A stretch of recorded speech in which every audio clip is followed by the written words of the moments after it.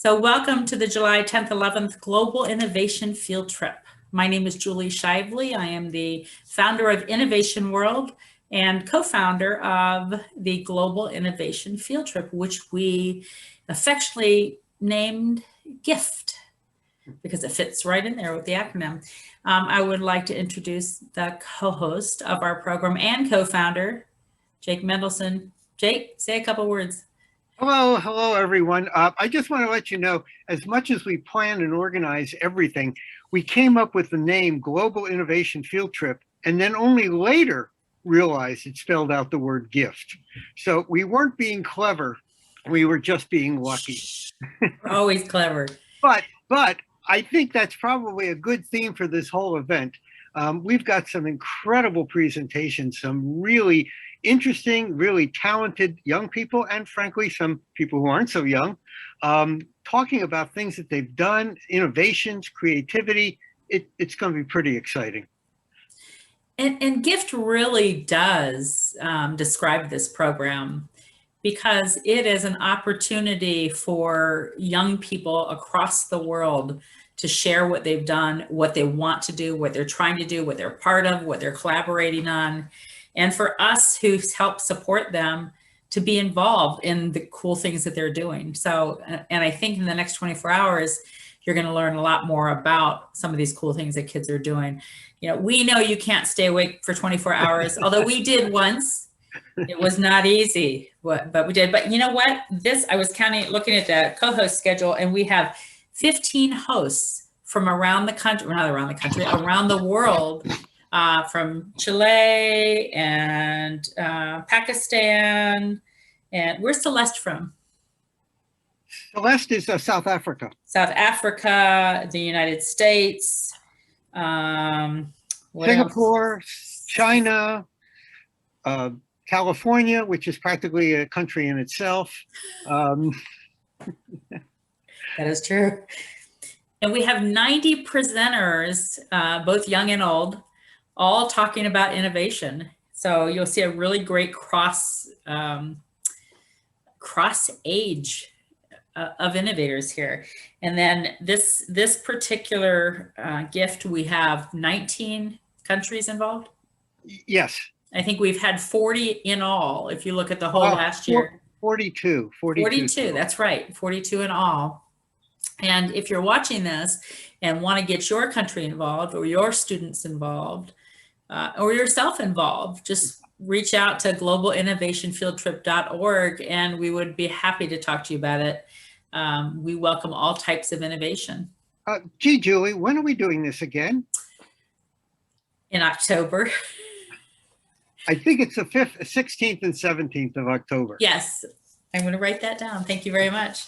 This is a quarterly event, and we run July, October, January, and April of each year. So if you, for instance, this schedule is packed full. We had no more space available, and we're already signing up people for October. So if you can't get in October, then you can come back and get in January. 16th and 17th, Jake, of October? 16th and 17th. All right. Very good. I think we have Madam President Paisley at some point through this schedule, a young lady that we met with the other day, Paisley Elliott, I think it's her name. Yes. And she is just amazing. She's leading some educational efforts across the other side of the world. I'm sorry for all the dog noise in the background, but there could be a rabbit in the yard or something. And Paisley told us the other day she's going to be the first female president. So she might not be the first, but she's certainly going to be a memorable one when she gets there. And I hope she remembers us. Who else do we have that's well, everybody's very special. I'm going to mute for a second and let you talk, Jake, so the dogs go away. Okay. So as you can see, this is a real professional organization, and we do everything with the very highest quality. No, actually, that's just the opposite, and that's the good part about this. We aren't professionals. Julie and I are paid absolutely nothing for doing this. And frankly, all the presenters are paid absolutely nothing for doing this. And to me, that's good. because what you see is real people doing real things. Yes, there may be a few of these people who actually have a job doing something in robotics or doing something in graphic design that they're actually going to be showing. But for the most part, this is an amateur showtime. This is amateurs around the world who, even though they aren't being paid for what they're doing, are doing really valuable and important things. And that's, I think, an important lesson for us to remember. You don't have to be paid to do something important. You don't have to be paid to do something valuable and something that's going to change the world. And that's what we've got going on right now with all the presenters. And as I mentioned to Julie, we now have some of the presenters here. One of them is 4 years old. And just to show you how excited people are about this, in her time zone, it will be 11 o'clock at night when she is giving her presentation.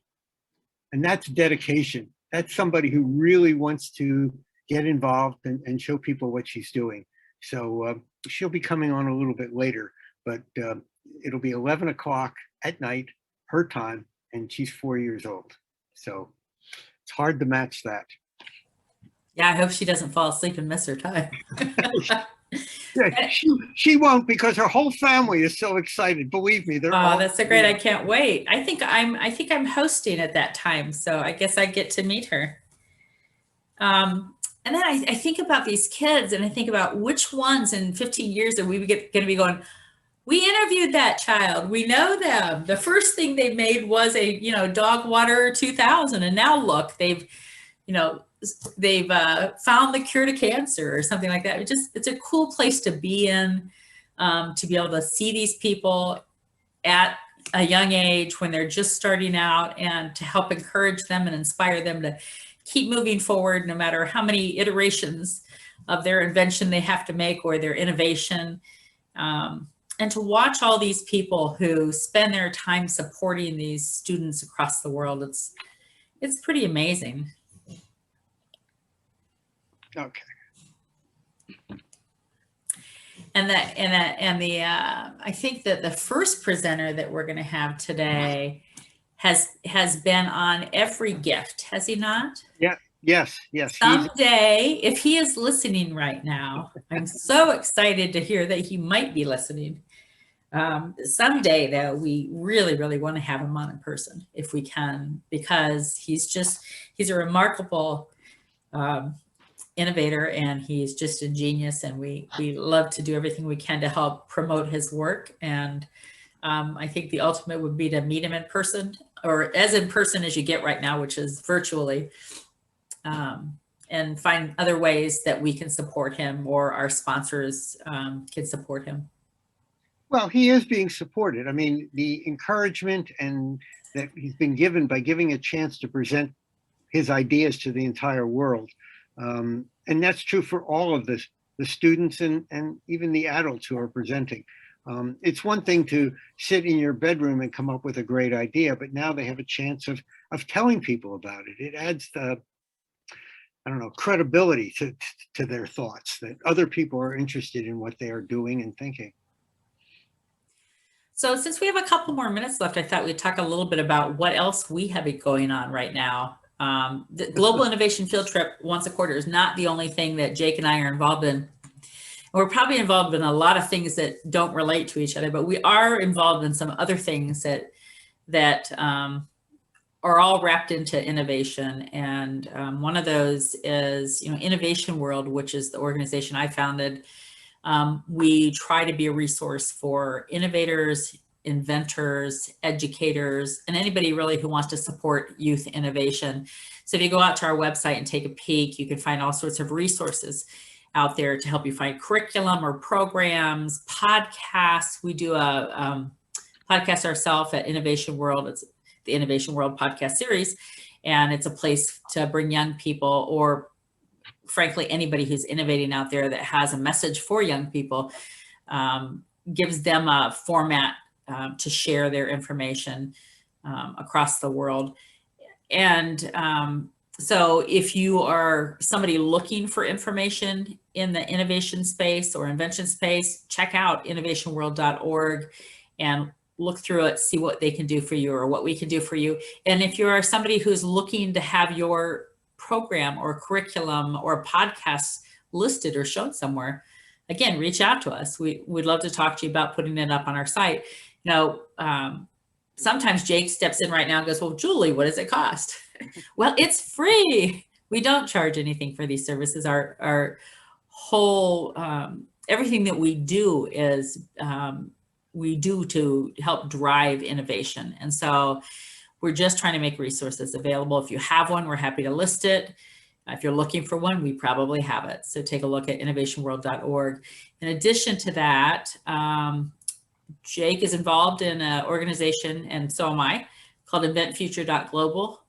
And I'll let him tell you a little bit about that and about the 2 upcoming events that will be happening within the next couple months. Oh, one this month and one in a couple months. So what is inventfuture.global, Jake? One of them, it's next week. Yeah, inventfuture.global is an informal organization of educational organizations around the world. And we've just joined together to work together to help each other to create international global activities and programs. And so we've done a number of different things. Last summer, we had what we called the Summer Challenge, which was a problem for Australia and Chile because in the Southern Hemisphere it's their winter, but besides the bad name. We had kids from different countries working together, trying to talk about inventions and creativity and the things that they were doing. And then in the winter, we had the Water Challenge, which we had 85 students from 15 different countries around the world, all working together in teams to address the United Nations Sustainable Development Goal of drinking water, number 6.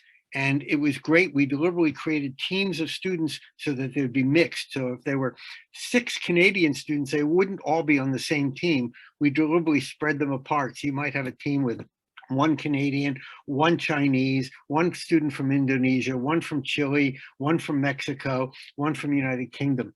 And it was a real international collaboration. We are doing the same thing. It's starting next week. Unfortunately, it's too late to sign up for it. And it's addressing the United Nations Sustainable Development Goal number 2, which is zero hunger. And we're going to be doing the same thing with students around the world, working together to do that. We will probably be running another SDG program sometime in the winter or next spring. I'm not sure. We haven't figured that out yet. But once again, if you go to the website, inventfuture.global, you will see a calendar and more information about all the activities we're doing. And the last thing that we do is we have a global innovation challenge, and there's where students from around the world get invited to come and give their presentation about what they're doing. We mentioned that we have organizations around the world, and when they do something in their country, that's great, but now it gives them another level to move up to. And Julie, I believe you did something in the United States, and do you want to talk about that and what your students are going to be doing? We did. We actually just finished at the end of June our National Innovator Challenge, and we have 10 students that are eligible to move up to the Global Innovation Challenge. So we're very excited about that. So Innovation World represents the United States in this challenge, and I think that we have some really important things to bring to the table. And I think that you guys are going to be really impressed at the global level, and I can't wait till you see learn more about our students and the wonderful innovations they've worked on. Great. So there's a lot going on. There's a lot going on. And for anybody interested in the National Innovator Challenge, we will open it up again January 1st of 2022. And to be eligible to participate, a student at grades K through 12 has to come through one of our Alliance members. So we work with the U.S. Alliance is a group of organizations throughout the United States that are like-minded in their pursuit of youth innovation and their support of youth innovation. They come together, they join the Alliance. It doesn't cost anything to be a member of our Alliance. And then you're eligible to send students to the national program, which then rolls up to the global program Jake just told you about. So if you're interested, go on the innovationworld.org website and look at the Alliance program and sign up. And if you'd like to be an Alliance member, please go and sign up to do that also, right? Yep, absolutely.